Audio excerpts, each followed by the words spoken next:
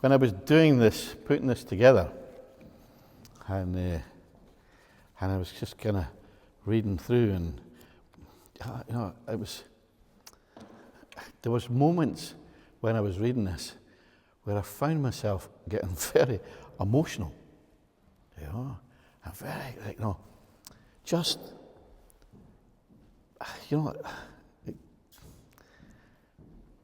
just aware. I was so aware of God's presence as I was putting this together, and how much he was actually speaking to me through the process as well, and talking to me of his love and kindness, and it was. So hopefully I'll get through this without having to be Greek. But if it happens, it happens. Debbie was talking last week, and she began the series of being a neighbour, and she asked some questions, with that, and she was saying, what kind of neighbour are you? When the question was raised, who is my neighbour? And then Debbie asked the question, what kind of neighbour are you? And so I was looking on things, and I'm looking about this as true neighbour. Being a true neighbour, it's not just someone who lives next door to you. To be a true neighbour, within that, it's about compassion. It's about loyalty. It's a willingness to act in a way that will redeem another one's life.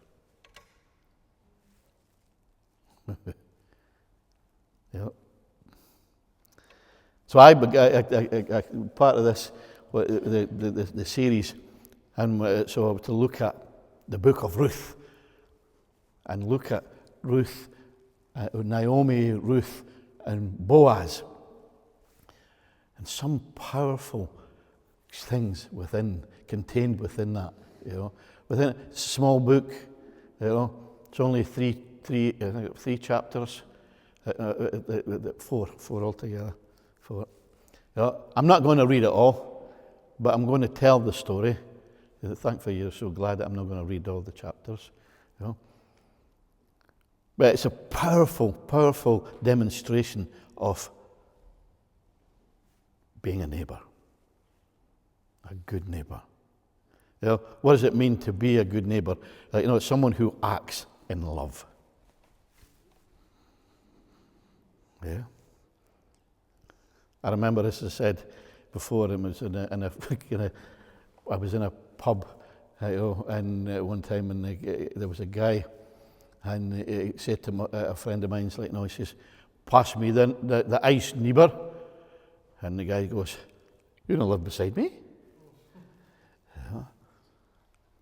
But we're talking about something so different in this. It's not about geography. It's not about the person next door within that. It's the people around us. Our family, our friends. These are our neighbours. We're a neighbour. What does it mean to be a good neighbour? To act in love.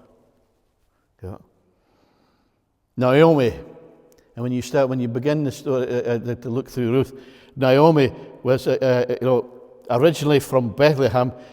She goes with her husband and her children to Moab, and and the young men, our sons, marry Moabite women. But her husband and her sons die. And she's forced to return home. And so she feels empty. She feels broken. She feels lost of hope. We might come across neighbours who are like that, who feel that, who've experienced that. That we might come across people who are feeling hopeless, feeling lost. And it's up to us to be able to show that tender, loving care. You know? Naomi speaks, what's in her heart. And in Ruth, in chapter 1, in verse 20, Naomi, she says when she returns back to her homeland, as I said, she's feeling empty. She's feeling sad. She's feeling bitter. She said to the people, no longer should you call. In verse 20, it says, "Do not call me Naomi, call me Mara, for the Almighty has dealt very bitterly with me." It goes on to say, "I went away full, and the Lord brought me back empty.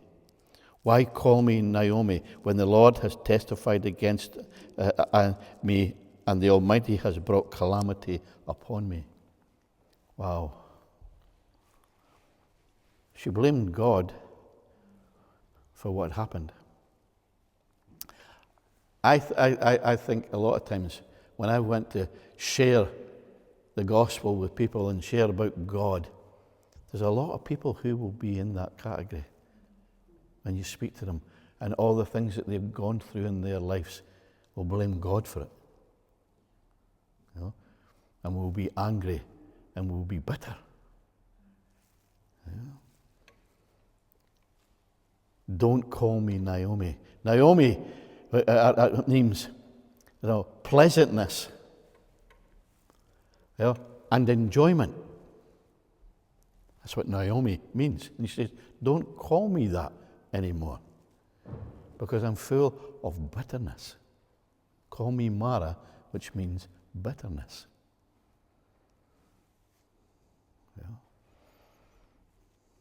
She's going through stuff. She's experienced so much loss. She returns back home. And she may not fit back in, into the society in which she once came from.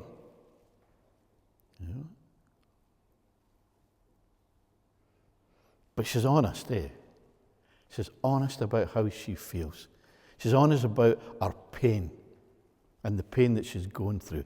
And we will find, and we will meet people who will be going through such pain. Maybe full of wounds, bitterness, carrying huge burdens. These are our neighbours.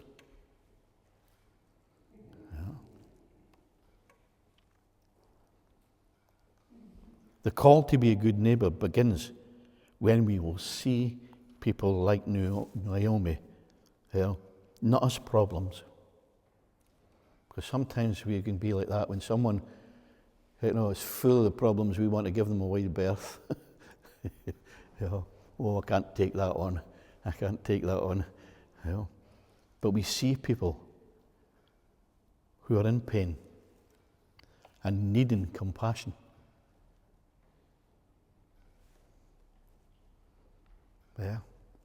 Not people who have got lots of problem and it's awkward and I can't be bothered and with that, and I don't want to put myself out. I don't want to get to know them because that's too much.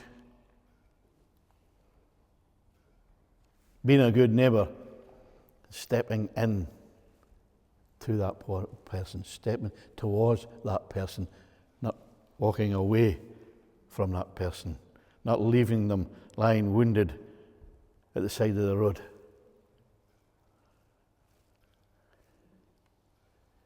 When Ruth's heart was amazing. Ruth had a different kind of attitude. She didn't run away from Naomi. She stayed with her. She was pretty radical in that. When Naomi speaks to the two daughter-in-laws and he says to them, look, just go. Go back to your parents. Go back to where you belong. Just go with them, because there's nothing for you. If you come with me, if we go into it says, I can't have any more children, for you. I won't bear any more sons for you to be able to marry. There won't be anything for you. There's no inheritance for you. You should go back to your parents.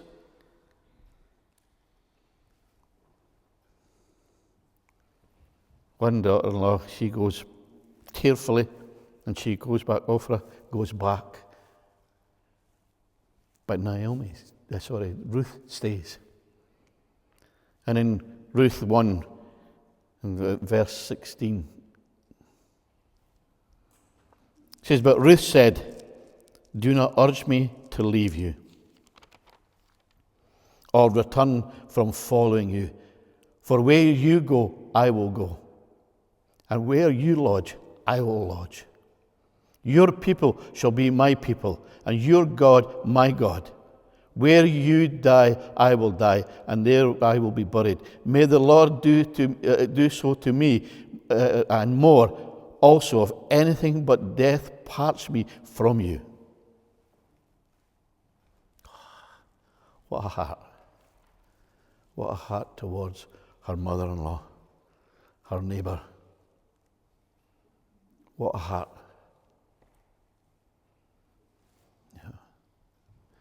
That was a radical thing, a radical choice she made.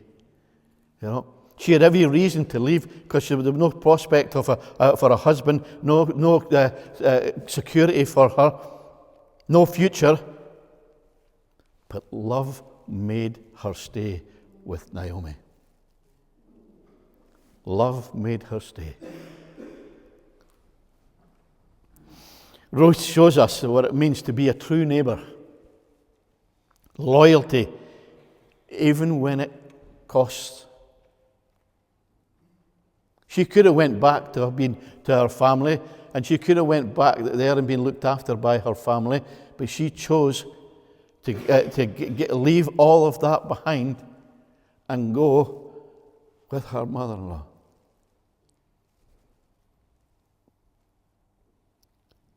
Crossing cultural boundaries as well. Wow. Acting in faith when the road ahead was uncertain. Ruth didn't just feel compassion, she was moved towards Naomi with commitment. Where you go, I will go.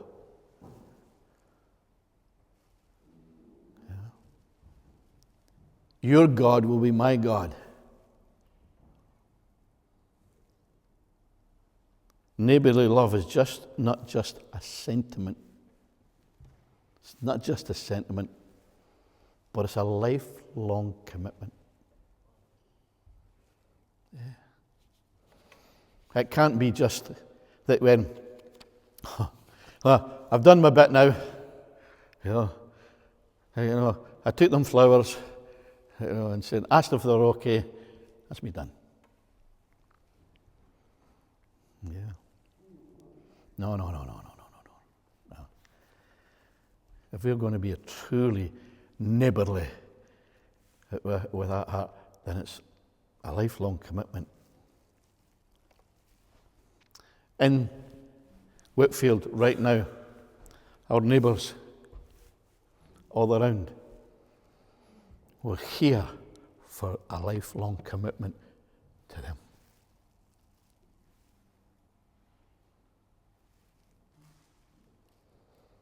Not just when I feel like it,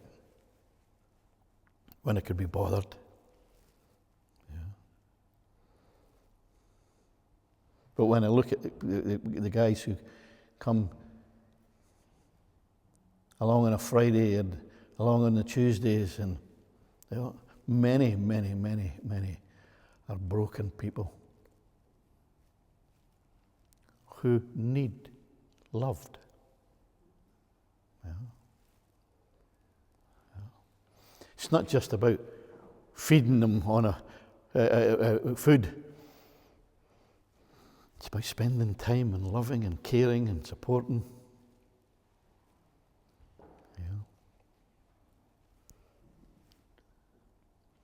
Yeah.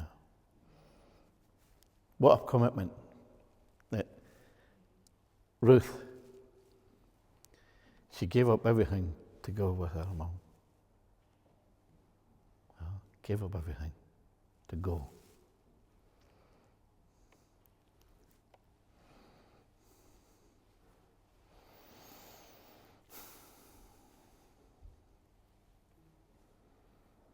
It is, but it's not just, it's not, we should never be, how would I say, it's not about us. It's not about us, and it's not about everybody look at me, look how I care and how I serve and and what I do. It's about that caring and loving for our neighbour. Caring so much that we'll be willing to lay our lives down for them. Wow. Boaz. I just love this when I was reading through this. And when I was reading what Boaz did. Now Boaz was a family member. He was related to Naomi's husband. Naomi's husband. And you can see the demonstration of love in action in this in Boaz's encounter with Ruth and Naomi. Naomi tells Ruth, says, "Go and gather the grain in the field where Boaz, it's Boaz's field. Go and gather the grain in there. This is your relative. Within that, he's a close relative to my husband. You go and you pick the grain there." That Boaz was called. He was a kinsman redeemer. And in the Hebrew, it's Goel, which means one who protects or a protector of the family rights. In ancient Hebrew, at times within that, a close relative, a neighbour, he had the duty to redeem, buy back a family member's property, rescue the relative from slavery, or marry the widow to preserve the family line. Boaz was the kinsman redeemer. He wasn't the closest relative.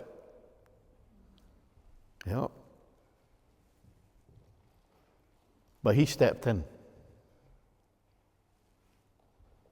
And he stepped in because he felt that he had the duty, he had the love, he had the compassion on Ruth and Naomi.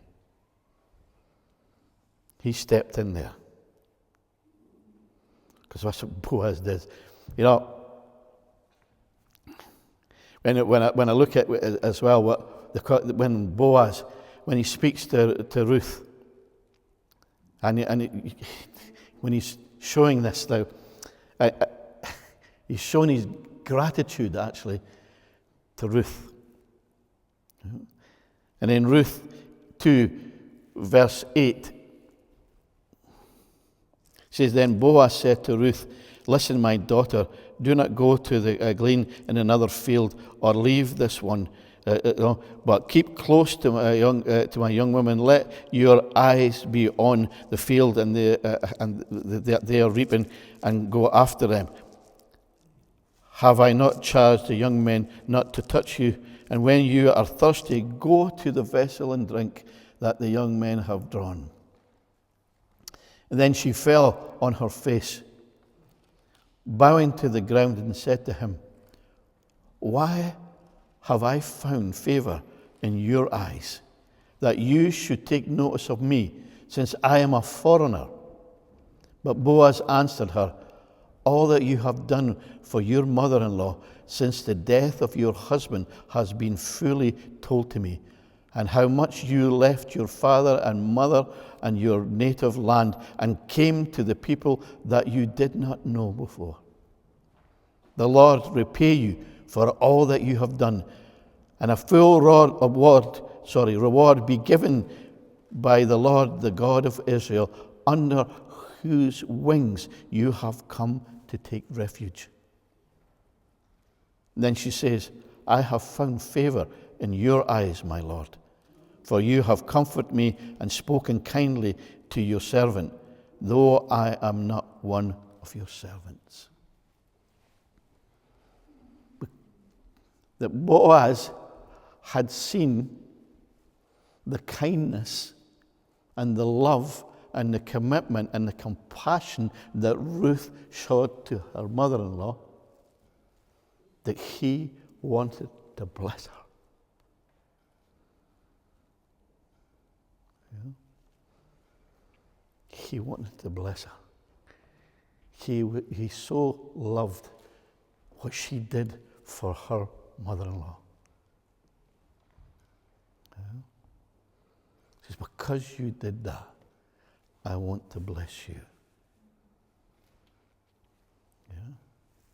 You know, when we do that for others, to our neighbours, there's a blessing for us. A blessing from our Heavenly Father. You know, she was a foreigner, a stranger.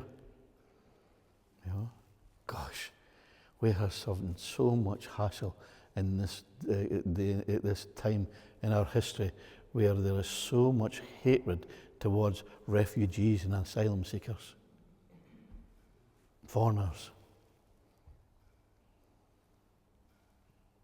Oh, they're stealing our jobs, and they're taking our houses, and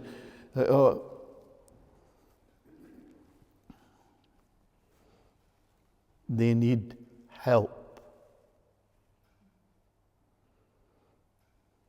In some cases, their houses, their homes have been totally destroyed, flattened, family members killed. They're traumatized, they're torn, they're destroyed, they're defeated, and they're needing help.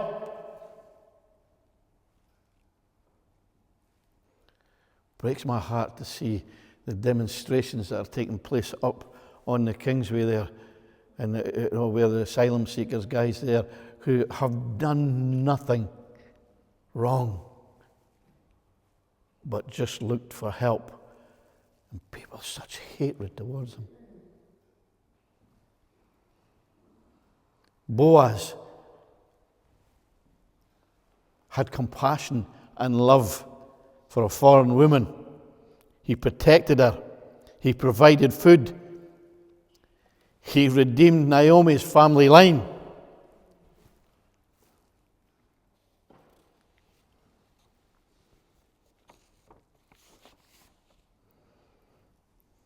Let's look at maybe some of the things that he did in that sense. He used his position to protect someone who was vulnerable. We could do that. We could do that. He let compassion shape his generosity.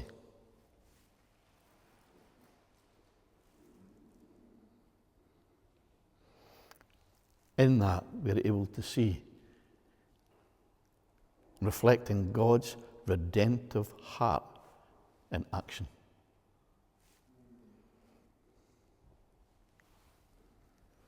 Kinsman redeemer. He redeemed the whole the family. You know? He took on Ruth when the other kinsman Right, no, when the discussion between him and Boaz, and Boaz said to him, look, you have the right, you should take the responsibility, for Naomi and to buy Naomi's land, within that. You should do that. And he was okay to do that. He was like, oh, that sounds okay. But you must also take on Ruth. Oh, no. That's a step too far. So he says, right, okay, if you're stepping down from that, then let me step in. And he purchased the land. And he married Ruth. Yep. Do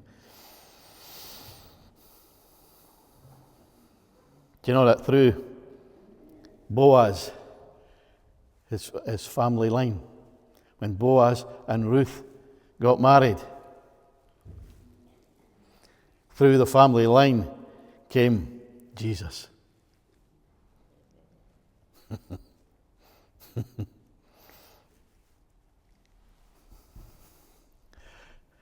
Yeah, that when we show that love for that and redeem, then we present Jesus. Yeah. We're introducing them to the redemption of Jesus Christ, the ultimate kinsman redeemer. The ultimate kinsman redeemer.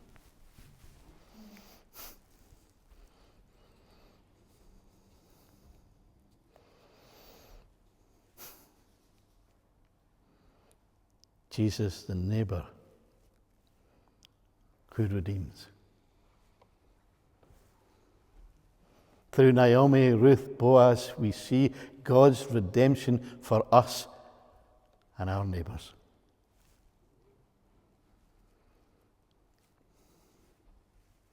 Every act of love and kindness and faithfulness, every step towards another person in love is part of God's redemptive plan.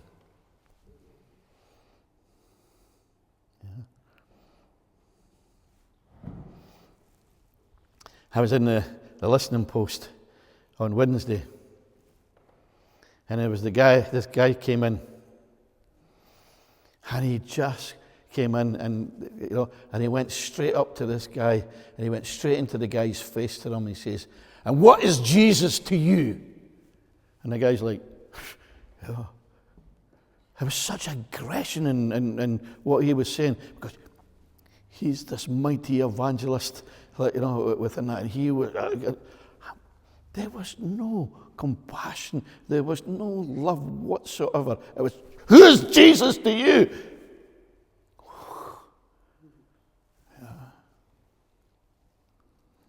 Yeah. To show Jesus to others, then it should be through love, compassion, tenderness, loving care.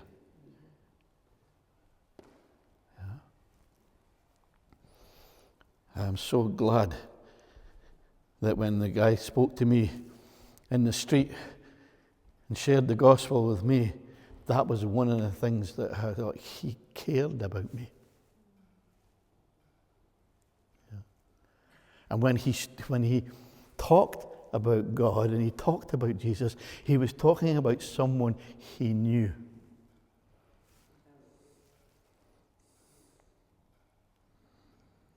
He knew Jesus as his kinsman redeemer.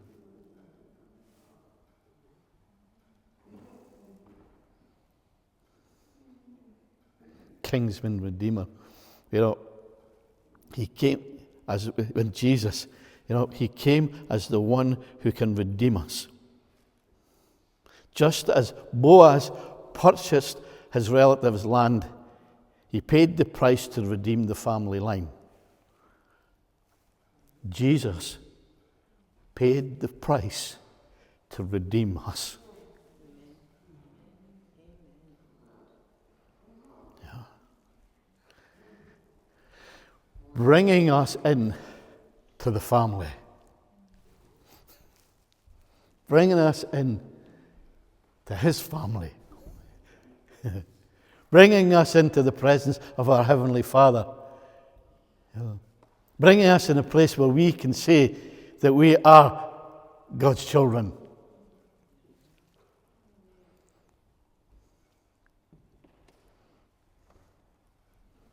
Wow.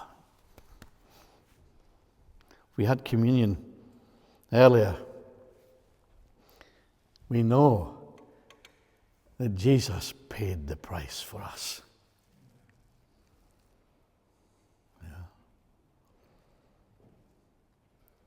So when we step towards our neighbours,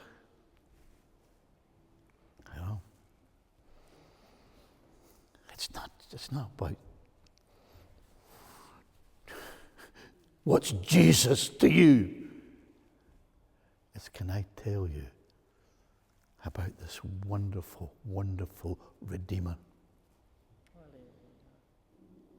Can I introduce you to this wonderful, wonderful, caring, loving Redeemer who laid down his life for you?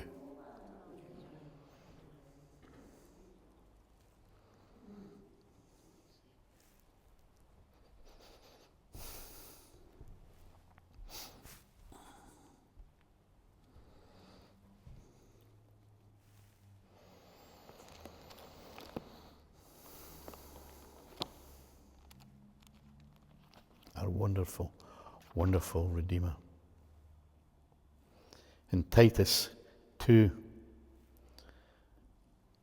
verse 11, for the grace of God has appeared, bringing salvation for all people, training us to renounce ungodliness and worldly passions, and to life self-controlled, upright, godly lives in the present age, waiting for our blessed hope, the appearance of glory of our great God and Saviour, Jesus Christ, who gave himself for us to redeem us from all lawlessness and to purify for himself a people of his own possession who are zealous for good works.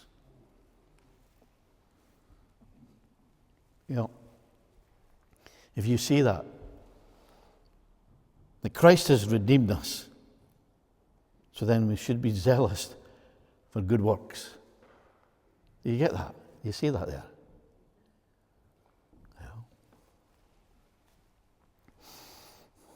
Yeah. We can't just sit back and allow our neighbour to go to hell. I can't. We must act with compassion, stepping towards. When Stuart and the guys go round the doors, stepping towards our neighbours. Stepping towards them, caring enough to go and chap on the door, and sometimes it's not really that great a welcome. Sometimes when we go and we present love and we present people to Jesus, present Jesus to people, we don't always get a good reception, do we?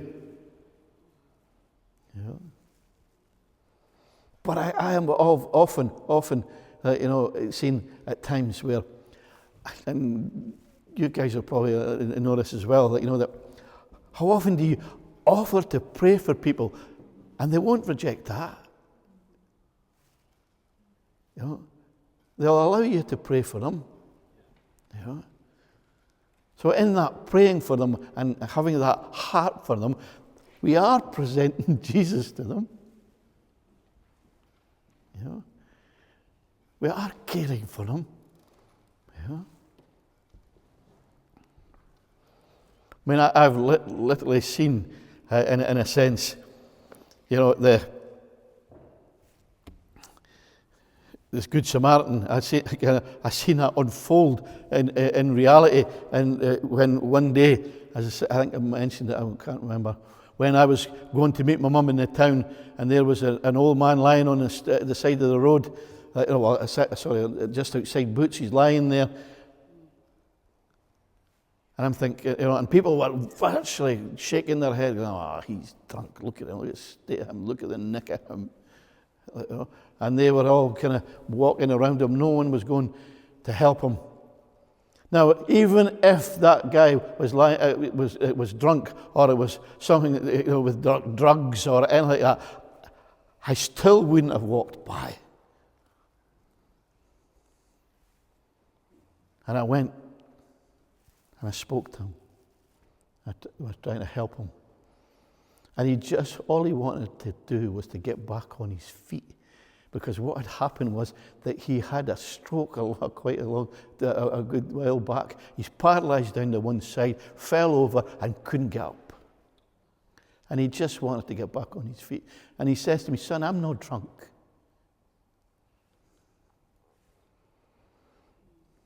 Yeah. We've got many people who have fallen on hard times, who are struggling. We need to step in and be a good neighbour, help.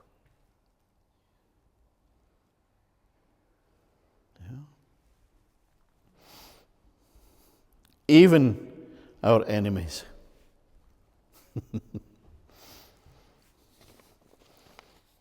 Because it's easy to bless and to look after those you love.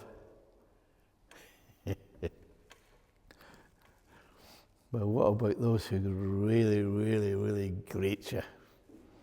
That those have really, really, really been against you, and given you such a tough time. Can you be neighbourly and show love? I believe we can. I believe we can.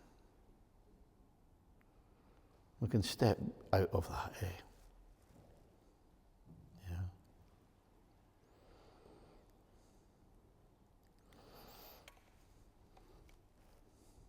It takes a bit of courage to step in there. It's not for the faint-hearted.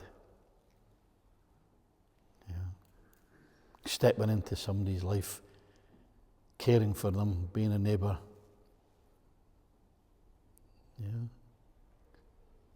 But we can be prepared to do it. And it may not just be a one-off, but a lifelong commitment. The amazing things that we can do just to be neighbourly, I think I told the story to the guys at the prison, and I probably told it here before, but I'm about to tell it again. There was a guy, a nerd in America. He's in the university in America, and he's a nerd, and he's reached the end of himself. Is it a nerd or a nerd, or whatever you want to say? It's good Scottish. A geek. And he was so lonely and so just sad and just couldn't see any way forward in his life. And he decided to go and take his life.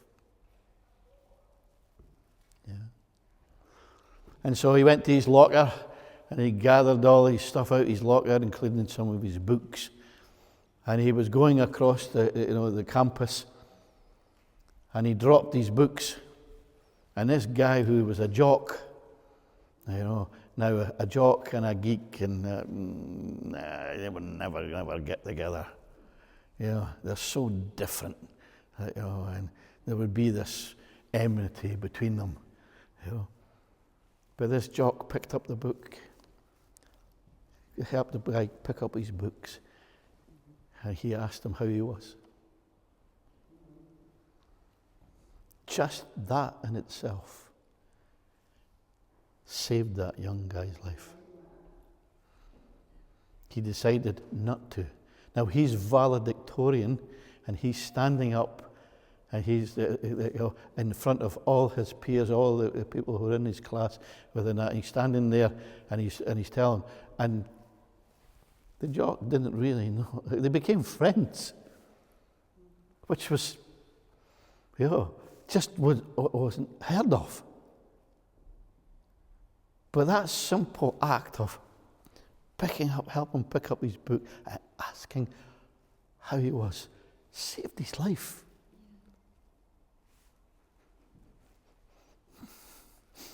We can do the same. That simple act of love can save someone's life. Eternal life, I'm talking about as well.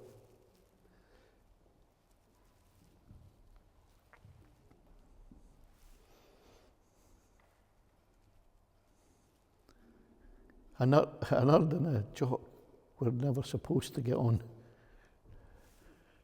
and become friends.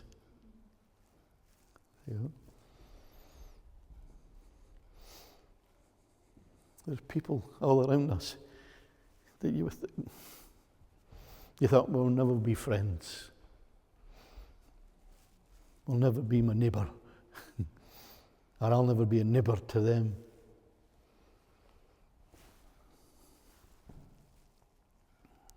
That needs to change, That needs to change. It's not enough to say, I've got my ticket to heaven, I'm all right. I'm going. I'm there. That's it. Everything else is fine. I don't have to bother. No. Our purpose. If you don't know what your purpose in life is, I'll tell you.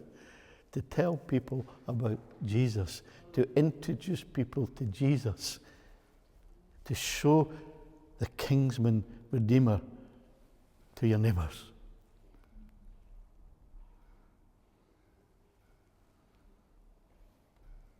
Gabe, could you come and use?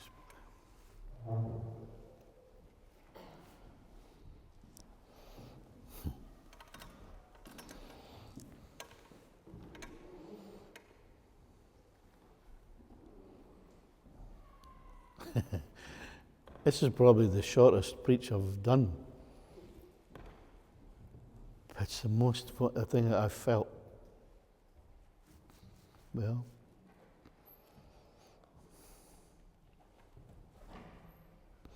speaks to my heart so much. That we've got responsibility. We need to take it seriously.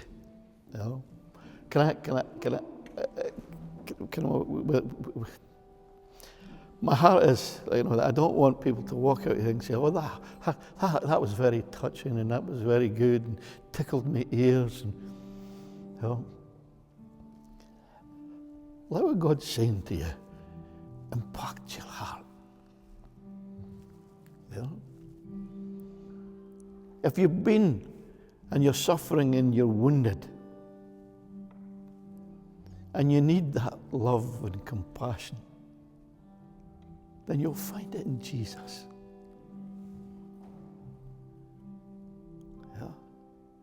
Accept Him into your heart, and ask Him to redeem your life, heal the wounds.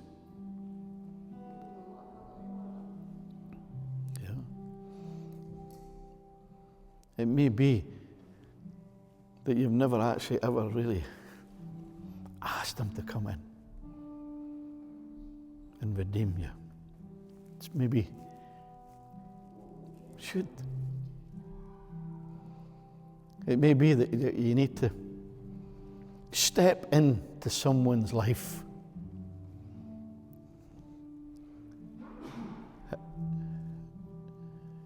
and show them the redemption of Christ by loving and caring for them. not preaching at them and judging them, but loving and caring.